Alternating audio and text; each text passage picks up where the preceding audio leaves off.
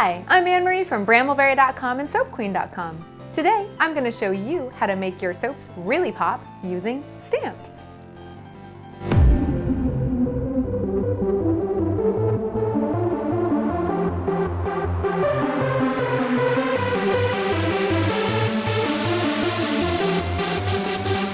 Brambleberry carries two different kinds of stamps. These awesome acrylic stamps, which are best for cold process soap and don't really work that great in melt and pour soap, and these resin-based stamps, which work exceedingly well in cold process soap and melt and pour soap. And when you use the resin stamps, you get to use a mallet. Come on, when else do you get to use a mallet in your everyday life?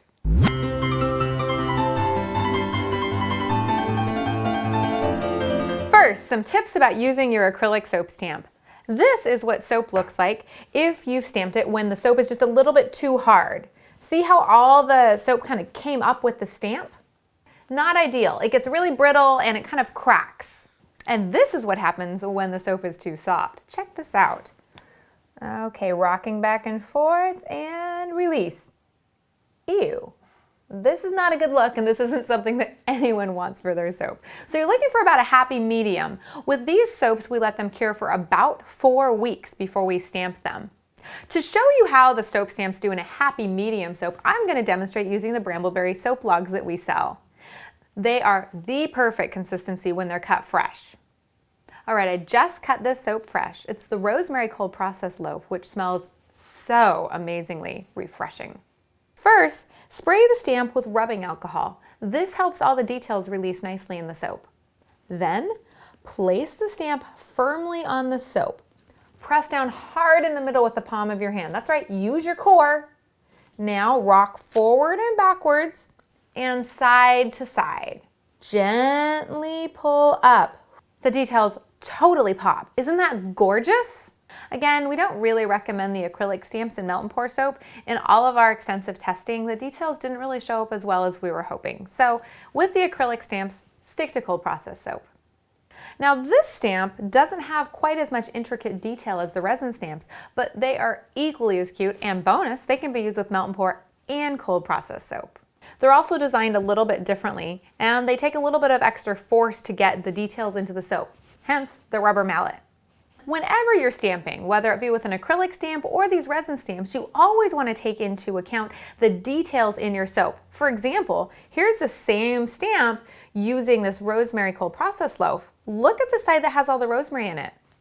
Too detailed to really let this stamp shine, but the side that's just straight green, gorgeous. So you don't want any competing details with that stamp. So to stamp with this resin-based stamp, place your stamp firmly in the middle of your soap. Take a hold of your mallet and give that stamp a good whack right in the middle of the stamp. Then tap each of the 4 sides. Then I usually do one final tap in the middle. Peel that stamp off. That looks great. Phew. Now it is possible to get a little exuberant with that mallet and do it a little hard. This is what happens when you stamp a little hard. See how the crackling is happening and how this is so deep?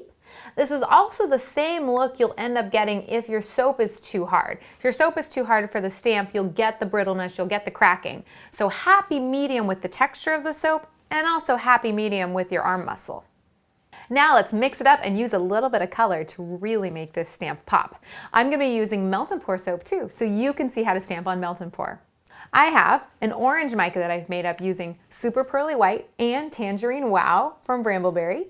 Then I have this really awesome sparkle gold color and red mica. Once you have your 3 colors down in lines, use some sort of cosmetic brush or a paint brush to just smooth those colors a little bit together. You want a thin layer. Spray your finger with rubbing alcohol. Rub that on your stamp, taking care not to get into the details of the stamp. You don't want it to go down in the crevices. Carefully put your stamp onto the colors. Try and get a little bit of each color on there, but don't go too deep. Remember, no mica in the detail work. Then pull it off and look. Do you need any more? Okay, that looks pretty good. The stamp looks evenly coated. I'm happy with how the color looks. Now, if you put on the mica just a little bit thick, you can always tap off the excess. Taking your stamp, put it onto the middle of your melt and pour soap. And just like the cold process soap, it's all about the tapping. So firmly whack that mallet into the middle of the stamp. Then we're going to do it on all 4 sides. And finally, once more in the middle. Pull it off. Whew, that looks lovely. But can you see there's mica dust kind of on the side? Not a big deal.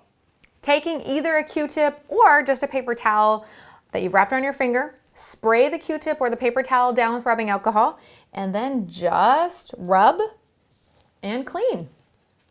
A little bit of touch-up work does wonders. And then you can touch up, in case any of the mica got into the middle, just touch up that middle of that stamp so that the details really pop and there's huge contrast.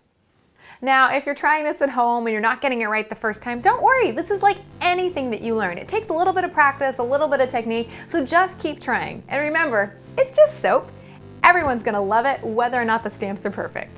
Definitely check out the variety of soap stamps we have at brambleberry.com, or if you wanna get your own custom soap stamp made, soapmolds.com does great custom work. Until next time, thanks so much for learning with me today. Happy soaping!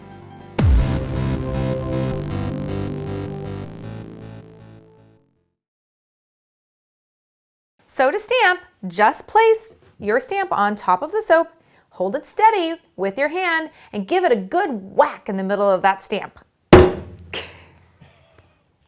Sorry.